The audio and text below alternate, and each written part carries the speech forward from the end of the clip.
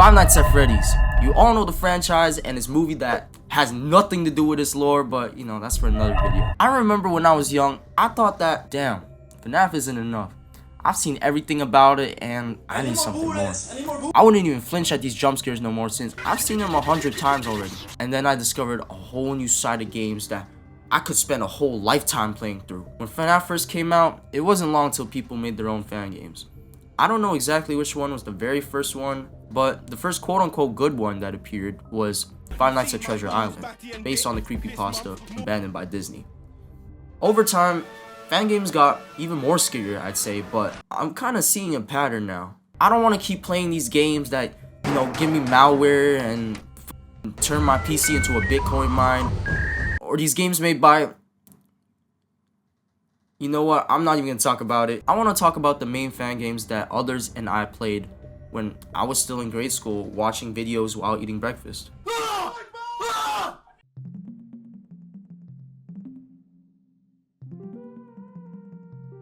What started as a FNAF 3 fake game turned into a whole series which has some weird controversy tied to it, but more on that later. Now, the first game, it was so ass. I remember thinking, get the f out of here! That's garbage, nigga. But then I saw the second and third games and I was like, this is peak. Fourth game was also cool, and the fifth game was actually so confusing. I remember all I saw was red while playing and I had no idea what was going on. Like, come on, I was like 9 years old. I don't even remember if he finished the fifth game. I wonder what the dev is doing now. Things I remember about this series was how the original FNAF characters are there, and then some dude with a hat. If I'm correct, his name was like Lockjaw or something. I'm pretty sure he was like a self-insert OC or something, but you know, I mean, I thought he was cool. My favorite character though was the green snake, and yeah, I don't know, I just thought he was pretty cool. Take me to custody and look at my balls, batty and dick. This is what kind of started it all. Not really though, since a good fan game was bound to happen anyways. I do remember finding out about this because of the very eye-catching video that Markiplier made. Booper duper. It low-key traumatized me every time I scroll past it, like in my YouTube feed as a kid. Now, I don't know too much about this game because I only played it once back then and I never played it again. But I do know that it never finished, apparently. Anyways, I'd say that this game is pretty bare bones, but it definitely paved the way for other games to release. I did it! I don't know what the hell happened. He was just kind of standing there. I kind of wanted to talk to him. Candy the Cat was created November 22nd, 2014 by Emil Mako and was one of the earlier fan games. He also shows up in Return to Freddy's for some reason too, I don't know why. This series is one of my favorites since it really captured the FNAF feeling and it felt like a game made by Scott himself. The first one was pretty much like FNAF 1 with some new elements to it, and the second one is similar to FNAF 3. In my opinion, I think that the second one is actually not that bad as people say, but I might be a bit biased since I think FNAF 3 is my favorite in the official games. The one that I and many others probably loved was the third game, and it was like FNAF 4 all over again. Okay, so the first night is never usually that bad in any of the games, so I'll play through. The FNAF 4 creepy-like atmosphere of being in the bedroom, the puppet-looking guy on the later nights. What the freak is this? What the freak? This paired with the mini games that were in the game made it near perfect. But I think Five Nights at Candy's is one of those FNAF fan games that are kind of like a staple, and one of the classic ones that are on this list and are recognized as classic ones also. When you leave, my calculated ray, go away. Five Nights at Wario's has a special place in my heart, and it's definitely in my top 3 fan games of all time. And it's not third. Some people may think why I feel this way, since if you just look at the game, it might not look too high quality. But I loved the third game when I was younger. I would literally go to my friend's house and we pretend like we were in the game and run around the living room and shit. The first game was literally just FNAF 1 with Mario characters, and this was one of those earlier games that Markiplier played. Now, Wario's 2 was another banger. It was different, and the atmosphere was so much different than the first. The darkness, the lightning you have to pray for, the creepy designs of the new characters. It was so peak. The only complaint is the gameplay could get too repetitive, but you know, of course, it's a FNAF fan game. What do you expect?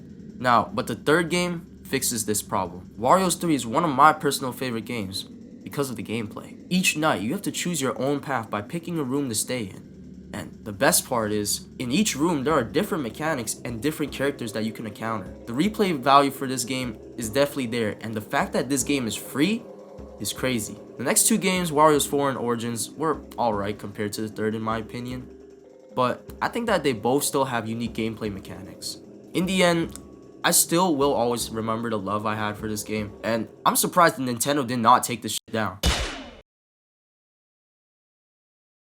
Now, this is the game that is tied with Wario's for first place on my list. From the graphics, mechanics, the concept of just one night just makes it the perfect quality over quantity game. This game was also made by the same developer as the Riddle School series, and he also has allegations. I mean, like, why can't we just have anything good? That aside though, it was one of the early games that had unique art and gameplay style, especially due to the fact that it was only one night long. The unique characters though is what made the game stand out in my opinion. I liked everything about it, from the beaver to Flumpty to the red man. I liked everything about it. Like, look at him. What even is a birthday boy Blam? The first one, like most other games, was pretty much just like FNAF 1, you know, who could have guessed. The second game though introduced a new exposure mechanic, which I really liked. The second one was the best one gameplay wise in my opinion. Now, after the second game, John O'Chrome was supposed to make 1 week at Flumpty's as the third game, but it was never fully finished. I forgot exactly why, but all of a sudden, later on in October 2021, he just decides to drop One Night at Flumpty's 3, which was crazy. When I first played it back then, I was wondering why I never saw Flumpty, since, you know, it's his game. This was until I heard him when that clock turned.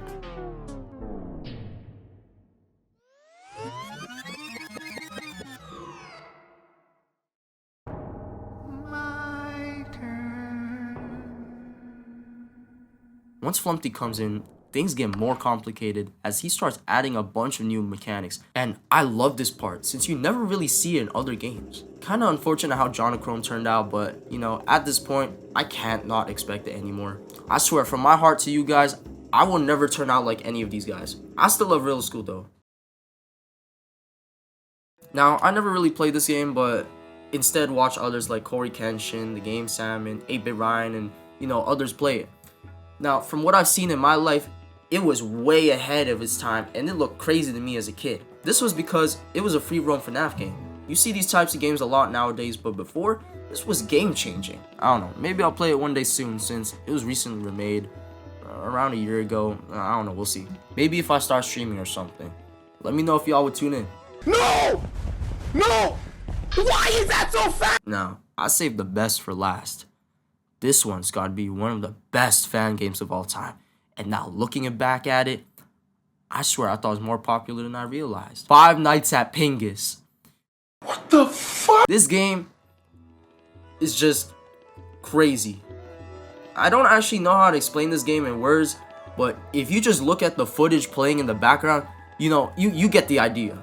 This game was actually a joke fan game, but not gonna lie, as a joke fan game, I had a lot of fun with all the games back then. And I feel like it indirectly turned me into the person who I am today with the humor in the game. This was made during the peak MLG era, and you could for sure see parts of that bleed into the gameplay. If you grew up in this era, you definitely recognize all the characters.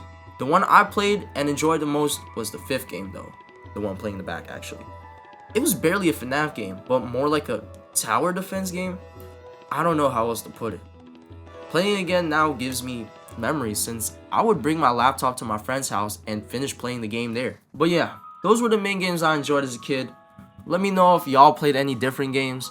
I know I left some out, stuff like Jolly, you know, Five Nights at Tubbyland, that was pretty good. Five Nights at Krusty Krab with the robot, SpongeBob and stuff. But these were the games that, you know, I like the most. When it comes to FNAF fan games, there always got to be controversy. Stuff like Jollies, Dormitibus, if I'm saying that correctly, you know. Editor me put the that one thumbnail, and then John O'Chrome, Return to Freddy. I don't know. John O'Chrome, he came out with some crazy allegations. Like, come on, man. Is it that hard not to do stuff like that? And we got Return to Freddy's, you know, like I said earlier, The creator stole assets from the FNAF games, like candy, stuff like that, you know. And he's being just, yeah, you know. But, you know, I was just here to talk about my fan games, not the controversy tied to it. You know, it's kind of hard to avoid that. Anyways, I hope y'all enjoyed. I just wanted to do a retrospect of these things that, I don't know, I don't really see people talking about, you know, Five Nights at Pingus. But yeah, if you made it this far, please like and sub. I really appreciate it, all the support, actually. Even on, like, the videos where I get, like, 10 views and I get 1 like, you know, I'm happy with that myself. One person out there likes the video. But yeah, if you want to see more content like this, you know, definitely tell me in the comments. At this point, I'll literally do anything. I mean, but yeah, I hope y'all have a good day, and I try my best. Thank you.